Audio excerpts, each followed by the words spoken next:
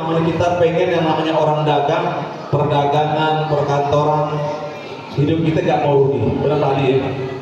Pasti kita gak mau rugi, maunya untung. Nah, orang yang hari ini sama dengan hari yang kemarin, Ramadan ini sama dengan Ramadan yang sudah kita lewati, maka kita termasuk orang yang rugi. Na'udzubillah min dzalik.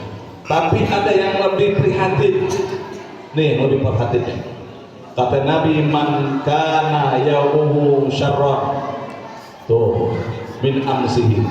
Barang siapa yang hari ini, di tahun ini, di Ramadan ini lebih buruk ketimbang hari tahun Ramadan yang sudah kita lalui, kata Nabi, fahuwa mal'un.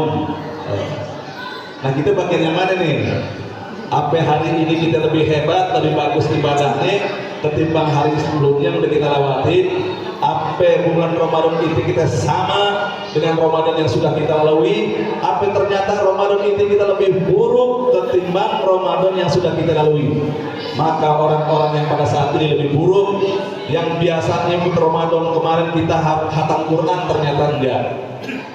Yang Ramadan kemarin kita baca Quran minimal 1 juz, sama sekali enggak gitu. Jangankan kita baca, ya ngebet juga kagak. Jangankan kita ngebet, kita lihat juga kagak. Jangankan kita lihat, punya Quran pun kita enggak ada. Inauzubillah.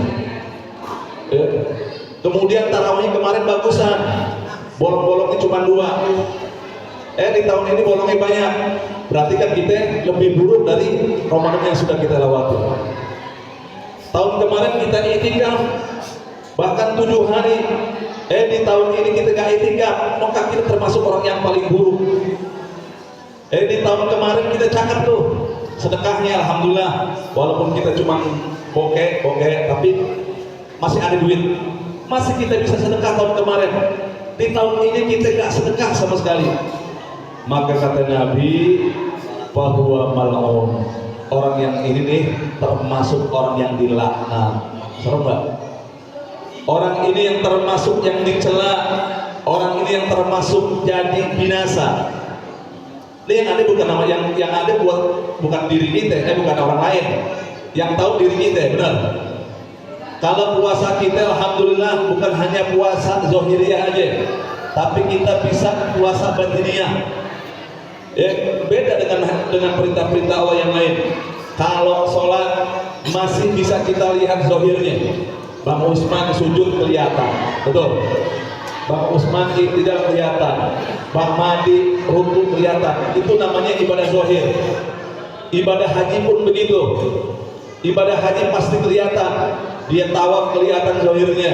Dia sya'i dia kelihatan zahirnya. Kemudian dia tahallul kelihatan zahirnya nampak.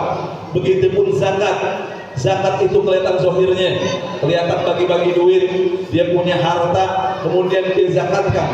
Tapi kalau ibadah puasa itu adalah ibadah batiniyah. Tahu ibadah batiniyah? Orang lain nggak tahu, cuma diri kita yang tahu. Tapi karena atas dasar keimanan, sekalipun orang lain nggak tahu, nggak mungkin kita untuk nyelip-nyelipin yang namanya air. Nah, minum nggak nak? Kagak deh. Atas dasar iman. Kalau sholat masih kelihatan sujudnya, kalau haji kelihatan bentuknya, zahirnya. Tapi kalau puasa nggak bisa orang yang paling dikatakan hebat. Sampai masuk. Kiki puasanya hebat loh. Kenapa? Lemes. Ya. Orang ada yang berangkat dari rumah, suami, istri cerita, nggak tahu jadi makan di warteg. Dari berangkat dari rumah lemes banget, lemes pura-pura letoy. Kan nggak kelihatan zohirnya, siapa katakan letoy, nggak tahunya di warteg makan 2 piring. Yang tahu cuma dirinya. Terus gimana orang-orang yang kelihatan di puasanya benar-benar? Oh beda sama Bang Urip. Emang kenapa? Cakep di puasanya. Kok bilang tercakep? Meludah melulu gitu. Meludah melulu. Bukan juga. Bukan orang yang lihat puasanya bagus itu kelihatan letoy. Bukan orang yang puasa cakep itu kelihatan meludah mulu. Tuh cakep nih. Bang Urip, kenapa puasanya bagus meludah mulu? Gitu. Salah. Puasa yang bagus itu adalah puasa perisai, kita bisa menahan dari segala yang membatalkan puasa. Misalnya contoh, al-qadar.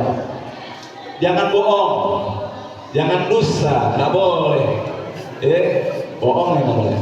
Pak Ustadz kalau bohong buat beneran boleh, jangan deh.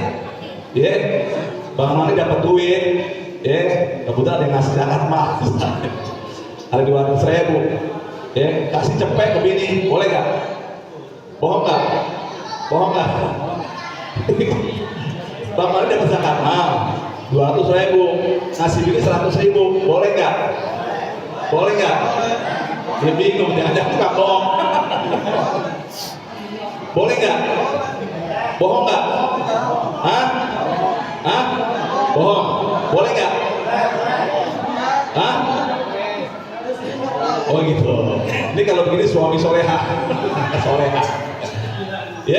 Kalau Bang Mami dikasih duit 200.000, kasih cepet bini, boleh. Bohong nggak? Enggak. Kenapa nggak bilang? Kalau dia bilang, mak, tapi gue dapat 200.000, cuma gue kasih cepet. Nah itu baru bohong. Kalau kita dikasih rezeki sama orang 200.000, kasihnya cepet, ini nggak apa-apa. Itu yang perempuan denger ya. Ya begitu. Kalau laki-laki harus punya siasat. Kalau gaji boleh dikasih semua. Kalau gaji. Tapi kalau ada tambahan-tambahan apa, kayak amplop-amplop di sini ya, termasuk saya. Jadi gitu, boleh kalau misalnya ceramah Ustaz. Kemudian saya alhamdulillah bulan kemarin hampir full, gitu. Diundang di hotel, kan? Di hotel buka puasa kemarin diundang di hotel Haris. Karena saya buru-buru harus ngisi lagi dalam awanah di Masjid Jakob. Akhirnya saya buru-buru, nggak kepikiran juga sih bahwa saya dikasih amplop agak. Ternyata di dalam bingkisan itu amplopnya. Saya kasih bini karena saya langsung berangkat ke masjid. Pas pulang dari rawat, kok tuh banyak kan duitnya, belum dipotong. Belum dipotong, boleh nggak? Boleh nggak Bang Madi?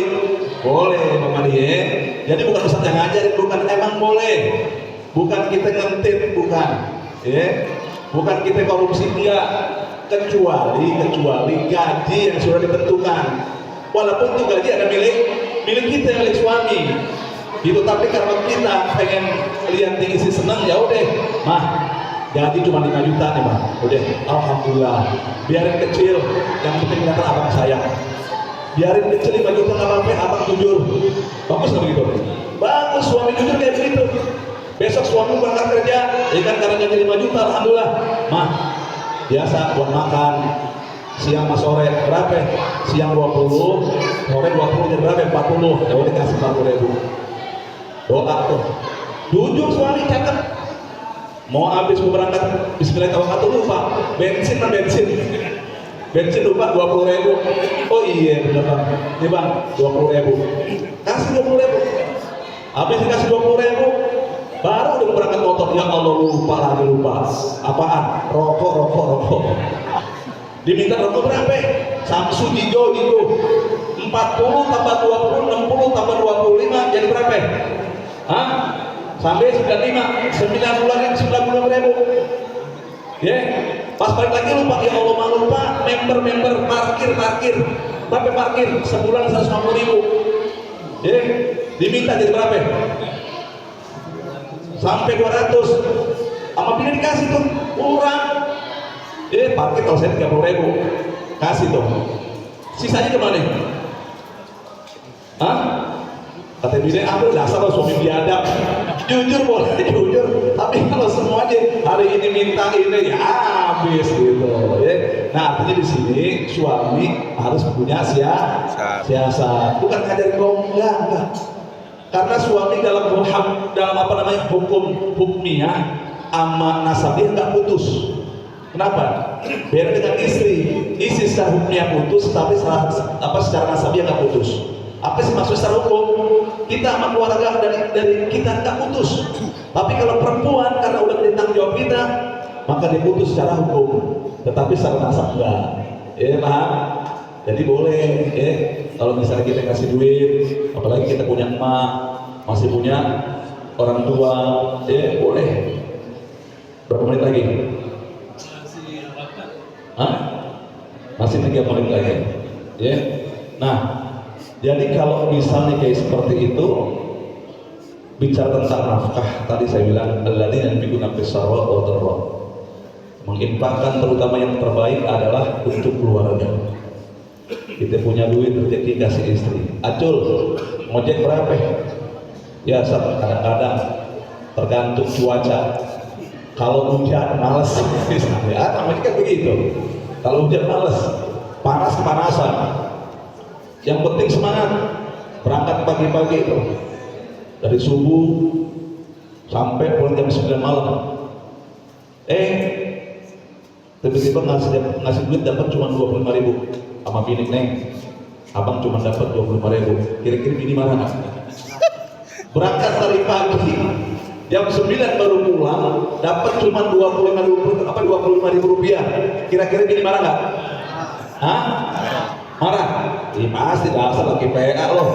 Dari pagi sampai malam pulang cuma dapat 25.000. Tapi ada firman Allah, ikmalu fasarallahu amalukum. Ini Allah nih.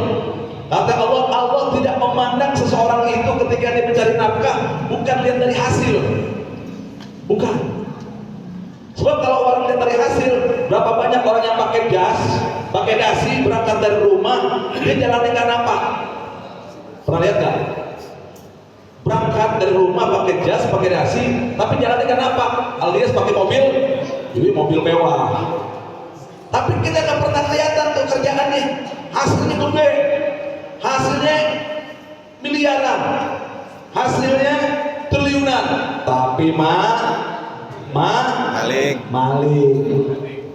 Mendingan ketahuan kita acul dorong berobat dari pagi walaupun sampai malam pulang 25.000. Kata Allah, ikmalu fasarallahu amalukum. Yang Allah lihat itu adalah bukan daripada hasil, tapi keringatnya, kerjaannya. Akhirnya apa tadi itu?